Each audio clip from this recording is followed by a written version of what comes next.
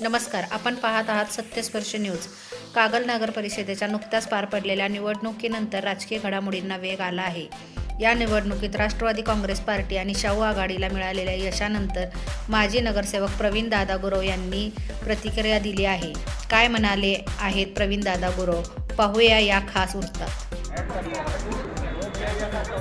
नुकत्याच पार पडलेल्या 2025-26च्या कागल नगरपालिकेच्या निवडणुकीमध्ये निवडून आलेल्या राष्ट्रवादी काँग्रेस पार्टी आणि शाहू आघाडी या दोघांचेही मी निवडून आलेल्या सदस्यांचं मनापासून अभिनंदन करतो आणि त्याचबरोबर सत्ता, संपत्ती, साधन अशापैकी कोणतंही हे आमच्या हातात नसताना कागल शहरातील जनतेने दिलेले आम्हाला भरघोस मते विचारात घेता त्यांची मते आम्ही इथून पुढच्या 5 वर्षाच्या काळामध्ये कोणत्याही प्रकारचा सत्तेमध्ये असलेले नगरसेवक आणि सत्ताधारी पक्ष यांच्याकडून कोणत्याही प्रकारचा गैरकारभार, अनुचित अनागोंदी कारभार आणि भ्रष्ट कारभार होणार नाही याची पुरेपूर दक्षता घेऊन त्यांना वेळोवेळी त्याचा जाब विचारत राहू आणि इथून पुढच्या